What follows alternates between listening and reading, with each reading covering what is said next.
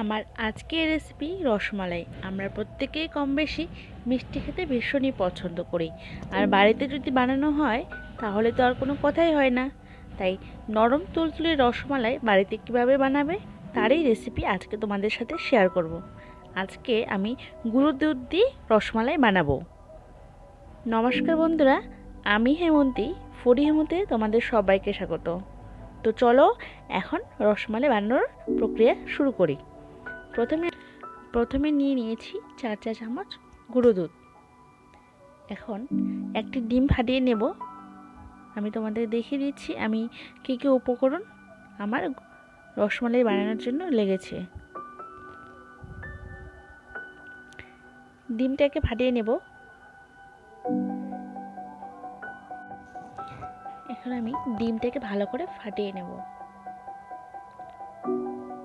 রসমালাই বানানোর জন্য আমার লেগেছে গুঁড়ো দুধ, বেকিং সোডা মানে খাবারের সোডা।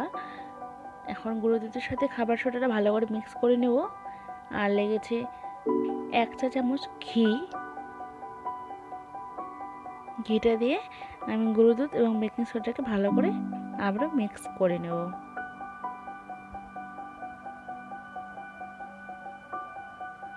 ভালো করে মিক্স করা হয়ে গেছে। এখন আমি ফেটানো ডিমটা দিয়ে সব কটা উপাদান ভালো করে মিক্স করে নেব।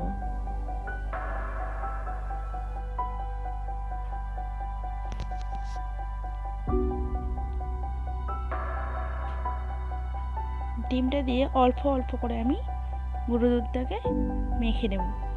আপনারা চাইলে এখানে ডিমের পরিবর্তে লিকুইড দুধ কিংবা গরুর দুধ ব্যবহার করতে পারেন।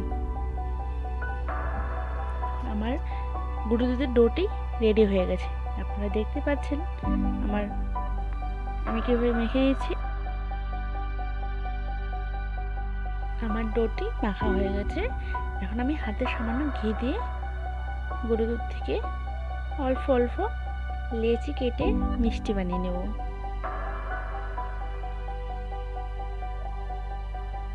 এভাবে গুঁড়ো দুধের ডো থেকে অল্প অল্প করে লেচি করে নেব, ছোট ছোট, বেশি বড় করব না। এখন দু হাত দিয়ে গোল গোল করে আমি একটু লম্বা লম্বি করে মিষ্টি বানিয়ে নেব।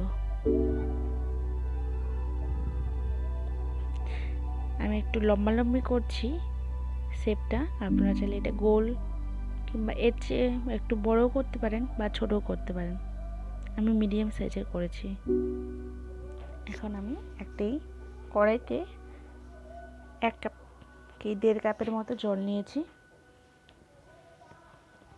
জলটা একটু গরম করে এখানে দুধ পাউডার, এখন একটা বড় চামচের 2 চা চামচ দুধ পাউডার দিয়ে লিকুইড দুধ বানিয়ে নিয়েছি। এখানে দুধটাকে আমি কিছুক্ষণ জাল দিয়ে নেব। এই টাইমেই আপনারা চাইলে 2 কি 3টে এলাচ ফাটিয়ে দুধে অ্যাড করলে একটা ভালো সেন্ট আসে।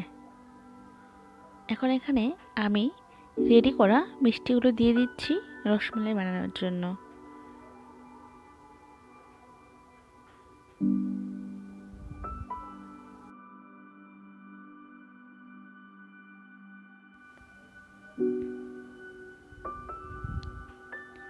মিষ্টিগুলো দিয়ে 1 বাটি চিনি দিয়ে দিয়েছি।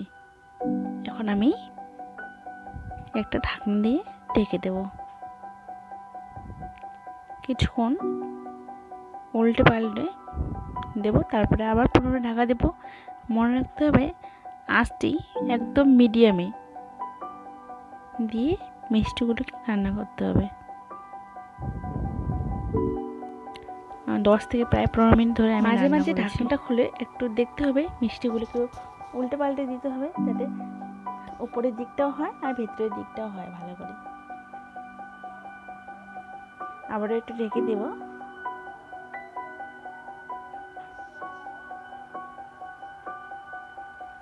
এই যে আপনি দেখতে পাচ্ছেন আমার মিষ্টিগুলি প্রায় হয়ে এসছে। আর আগে কতটা ছোট্ট ছিল, মনে হচ্ছিল যে খুব বেশি ছোট্ট, কিন্তু এখন দেখুন ফুলে একদম বড় বড় হয়ে গেছে। প্রায় রেডি হয়ে গেছে। এখন আমি এটাকে 10 মিনিটের মতো রেস্টে দেবো। তো 10 মিনিট পরে ফিরে আসলাম। এখন আমি একটা প্লেটে রসমালাইগুলোকে তুলে প্লেটিং করে নেব।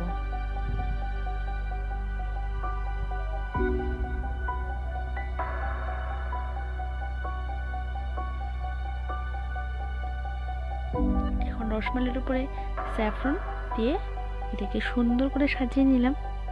তো আজকের রেসিপিটি তোমাদের সবার কেমন লেগেছে অবশ্যই কমেন্ট করবে, এবং ভালো লাগলে নিজেদের ফ্যামিলি মেম্বার্স এবং আত্মীয় স্বজনদের সাথে শেয়ার করবে রেসিপিটি। আর আমার চ্যানেলে যেসব নতুন বন্ধুরা আসো তাদের কাছে আমার একটাই অনুরোধ, আমার চ্যানেলকে সাবস্ক্রাইব করে দাও আর আমার পাশে থেকো। Thank you.